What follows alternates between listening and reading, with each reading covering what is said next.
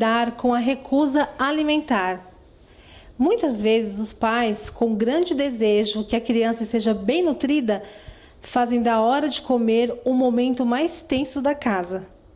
E eu converso agora com a doutora Renata Alves, ela que é nutricionista materno-infantil. Tudo bem, doutora? Tudo bem. Doutora, muito obrigada por ter aceito o nosso convite. Eu que agradeço. Doutora Renata, a hora da refeição deve ser agradável e necessária para a criança, né? Com certeza. Tornar o momento da refeição um momento estressante, de brigas, de castigo, de obrigação, faz com que a criança, se já tem uma dificuldade alimentar, uma recusa alimentar, aumentar mais ainda esse relacionamento turbulento com o alimento. Quanto mais momentos estressantes a gente provoca para ela, mais ela associa o alimento a algo ruim. Já é difícil para ela. Então, ela já tem uma dificuldade alimentar. Aumentar a proporção com estresse, briga, castigo, piora tudo mais.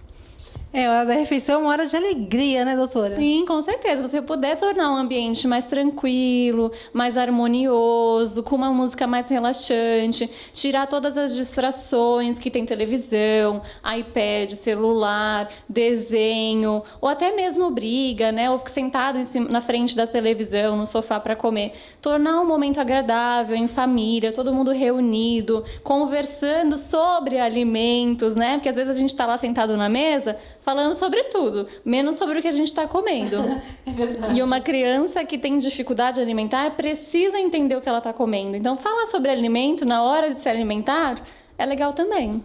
Olha que bacana. E a criança que faz birra e não come nada? Muitas mamães apelam para as vitaminas por conta própria. Isso pode ser muito perigoso, né, doutora? Essas vitaminas prontas que a gente acaba comprando em farmácia, pensando que ela não come os grupos de vitaminas adequadamente, pode tornar um desbalanço vitamínico muito grande na criança, porque os nutrientes, ele tem uma competição entre eles. E comprar uma caixinha de vitamina fechada, sem ser propriamente a necessidade daquela criança, daquele nutriente, que aquela falta naquela quantidade, pode causar um desbalanceamento nutricional e não resolve, tá? Porque às vezes a gente usa até uns estimulantes de apetite na intenção de fazer com que aquela criança se envolva mais com o alimento ou coma mais, e aquilo não faz a criança que tem dificuldade alimentar se alimentar melhor. Muito pelo contrário, isso não resolve. Então, usar de vitaminas, polivitamínicos ou estimulantes de apetite não vai fazer uma criança que tem dificuldade alimentar a comer melhor. Não vai. Primeiro que só um médico ou um pediatra, né, falando de criança, um nutricionista, especialista em criança, que sabe exatamente as necessidades em particular de uma criança, vai poder receitar, né? E tanto que uma coisa que funciona para um não funciona para o outro é para a vida inteira, né? E se a criança, como a gente está numa pauta de uma criança com dificuldade alimentar, como eu falei, remédio nenhum vai adiantar, dica de vizinha nenhuma ou de amiga nenhuma vai adiantar. O caso do seu filho é um caso específico. Como a gente estava até comentando ali nos bastidores, a dificuldade de uma criança pode não ser a dificuldade de outra criança. As duas podem ter uma recusa alimentar, mas o problema central de uma criança pode ser diferente do problema central de outra criança. A gente precisa descobrir qual é a dificuldade daquela criança. Se é do grupo alimentar, se é medo do novo, se é medo, já teve uma experiência ruim com determinado alimento e imprimiu isso para todos os alimentos, ou se não, ela come bem, o pai acha que ela não come bem, a mãe acha que ela não come bem, mas ela come bem. Então, às vezes, a gente precisa descobrir qual é a dificuldade daquela criança, que muitas das vezes não é igual da outra criança, e aí intervir. Olha aí, mamãe, são vários fatores, né, doutora? Doutora, algumas mamães fazem ofertas de brinquedos, fazendo uma troca com o filho. Doutora, isso é indicado? A mamãe pode fazer isso? Como a mamãe deve agir, doutora? A gente vê bastante a mãe num desespero de fazer a criança comer pelo menos um pouquinho, trocar aquele momento ou aquela refeição por ganhar alguma coisa, ganhar um brinquedo, um passeio, alguma coisa que ela tanto está pedindo para fazer ela comer, nem que seja um pouquinho. E isso não é legal, porque a criança acaba associando o alimento a algo ruim. Ela precisa fazer algo ruim para ganhar algo bom, algo que ela quer. Então, ela sempre sempre vai associar na cabecinha dela que o alimento é algo ruim. Aquilo é um momento chato, mas eu preciso passar por esse momento chato para poder ganhar uma coisa legal. Não, a gente nunca pode associar o alimento ou o fato da gente trabalhar, ele experimentar o novo para ganhar com uma recompensa, que é algo que ele sempre quer.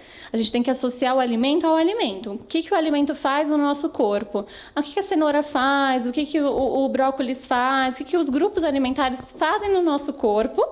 E basta. A gente nunca pode usar uma negociação, porque isso nunca vai trazer para o lado positivo. Nunca. E a gente sempre vai ficar condicionado a dar alguma coisa para a criança. Isso não pode acontecer. Eu acredito que a criança nem deva sentir o gosto da alimentação. Ela come com tanta expectativa para ganhar a recompensa, né? Sim, só com uma meta, ganhar aquilo lá. Ela nem faz ideia do que ela está comendo, tampa o nariz, fecha os olhos e engole. E não é isso que a gente quer. Uma criança com dificuldade alimentar, a gente quer que ela tenha o prazer em se alimentar. E não que seja algo automático ou para ganhar outra coisa. A gente tem que ensiná-la a voltar a sentir prazer, a conhecer os alimentos, a se interessar, a vencer o medo pelo novo, que a maioria das vezes é medo de experimentar e ter uma experiência ruim. Então, eles começam a criar uma rejeição. Então, descobrir o que é, tratar, mas nunca associar algo legal, algo bom.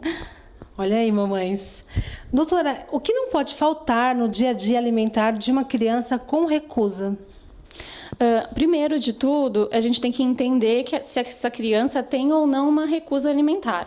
Entender qual é a dificuldade dela, para depois a gente ter uns passos para utilizar como um tratamento, técnicas para poder cuidar dessa criança. Então, se a gente diagnosticou que essa criança ela tem medo do novo, claro que um acompanhamento psicológico, um acompanhamento de uma nutricionista vai ajudar bastante, mas em casa, no nosso dia a dia, tentar sentar com a criança, traçar umas metas com ela. Sempre faço no consultório metas fáceis, médias e difíceis, porque para a criança existem coisinhas que é fácil dela mudar nos hábitos dela. Tem coisas que é mais ou menos e tem coisas muito difíceis. Então a gente começa pelas coisas fáceis, faz uma lista do que você gostaria de ver mudando com o seu filho, conversa com ele.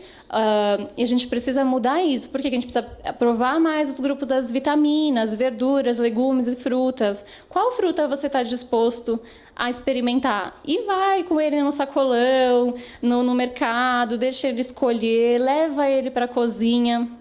A criança precisa participar do preparo do alimento, da montagem da mesa, rasgar uma folha, lavar uma fruta, se servir, servir a mãe, servir o pai, conversar sobre alimento. São coisas assim que a gente precisa levar a alimentação com leveza. Crianças que têm uma recusa, precisa sentir que a alimentação é algo legal, divertido e leve. Nunca pressionar aquele momento. Se ele não está afim hoje de fazer um trabalho novo, ir no mercado com você, participar de uma receita de um bolo, se ele não está afim, respeita. Quanto mais a gente pressiona, mais recusa ele vai ter. Então vamos de pouquinho em pouquinho. É um trabalho de formiguinha, viu, Roberta? Não é de uma hora para outra. A mãe tem que ter muita paciência, porque quando eu trato com essa criança em consultório, a gente pode levar um mês, como a gente pode levar um ano de tratamento. Depende muito da família, se interagir com o alimento de uma forma legal e a criança receber esse tratamento também. Então pode ser que seja rapidinho, como pode ser que demore também, mas sempre firme, oferecendo, trabalhando com essa criança os alimentos que ela não gosta, deixar ela tocar, cheirar, mexer, fazer receita, levar ela para dentro da cozinha, que vai ajudar. Olha que bacana. Vamos nos atentar agora, gente, fazer da hora da alimentação uma hora feliz para toda a família. Muito obrigada, viu, doutora? Eu agradeço, muito obrigada.